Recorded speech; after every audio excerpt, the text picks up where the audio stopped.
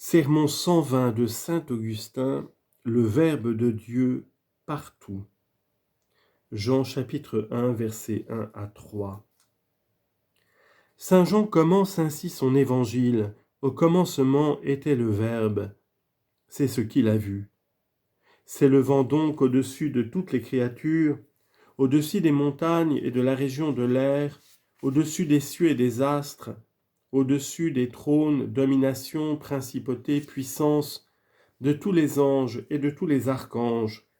S'élevant au-dessus de tout, il a vu le Verbe dès le commencement, et il s'en est pénétré.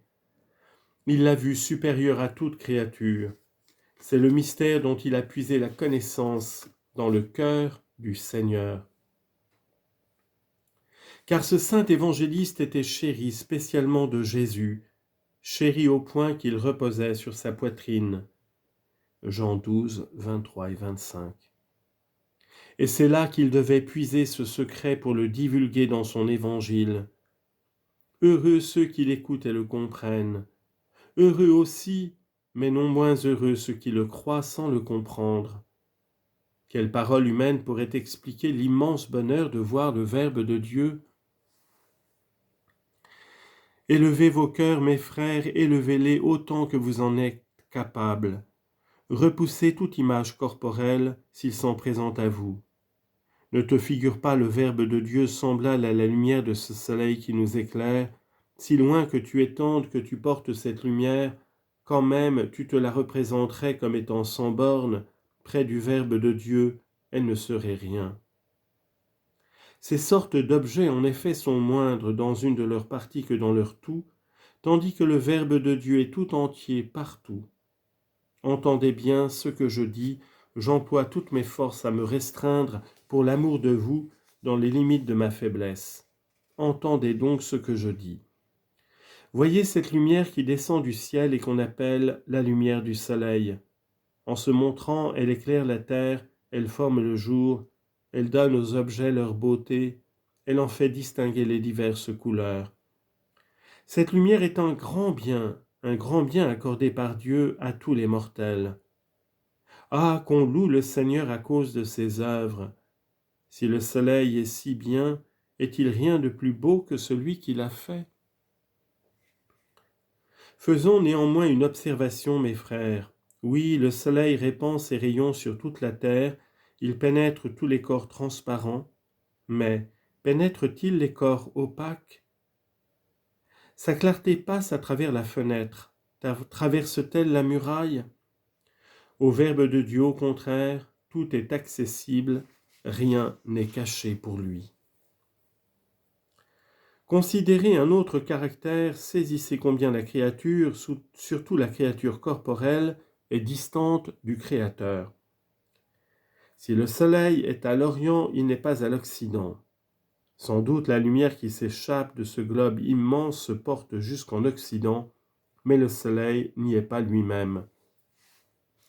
Il y sera quand viendra l'heure de son coucher. Car s'il est en Orient quand il se lève, il est en Occident quand il se couche. C'est même de son lever et de son coucher que viennent ces dénominations d'Orient et d'Occident, car il se trouve alors en ces lieux.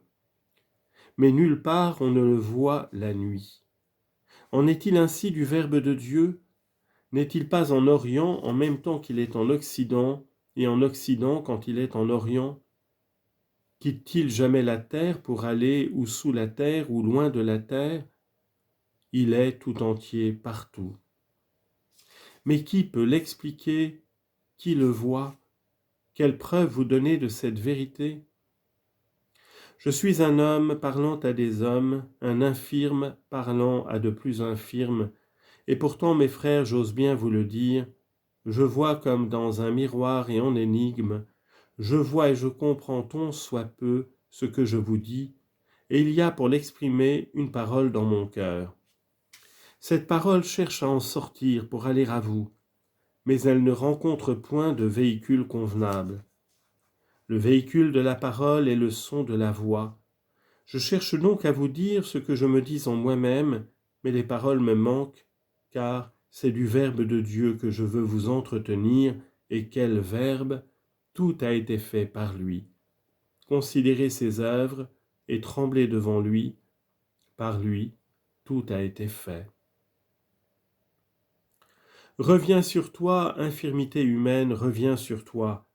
Comprenons les choses humaines si nous en sommes capables cependant. Nous sommes tous hommes, et nous qui parlons, et vous qui prêtez l'oreille. De plus, nous émettons des sons de voix. Nous portons ces sons à l'oreille, et par eux autant qu'il est possible, l'intelligence à l'esprit. Eh bien, parlons de ce phénomène dans la mesure de nos forces, efforçons-nous de comprendre. Si nous ne comprenons même pas ce phénomène de la parole humaine, que sommes-nous près du Verbe de Dieu ?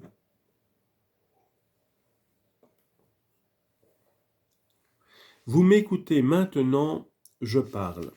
Si quelqu'un de vous venait à sortir et qu'on lui demandât ce qui se fait ici, il répondrait « L'évêque parle ». Oui, je parle du Verbe.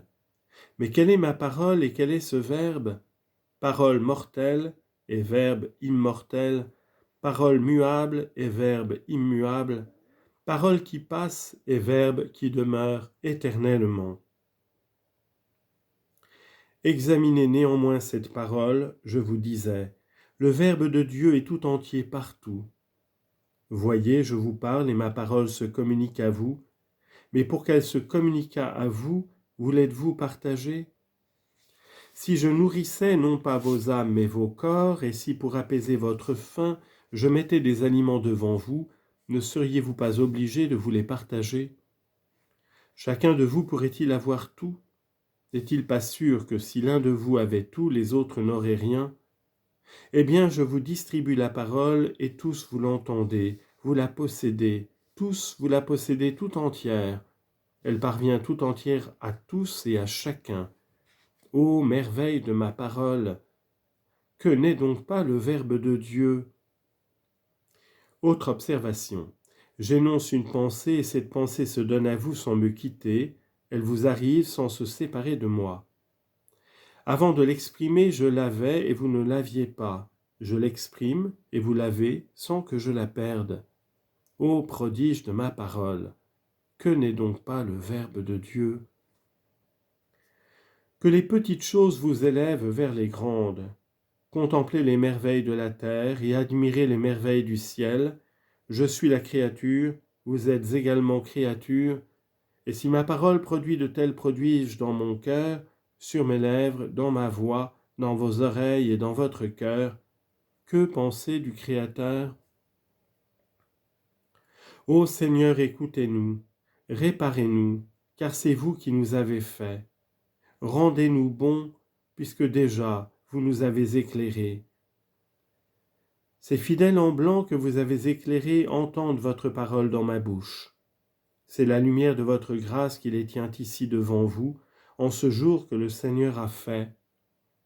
Ah, qu'ils travaillent et qu'ils prient pour ne devenir pas ténèbres après ces solennités, puisqu'en eux reluisent aujourd'hui les prodiges et les bienfaits divins.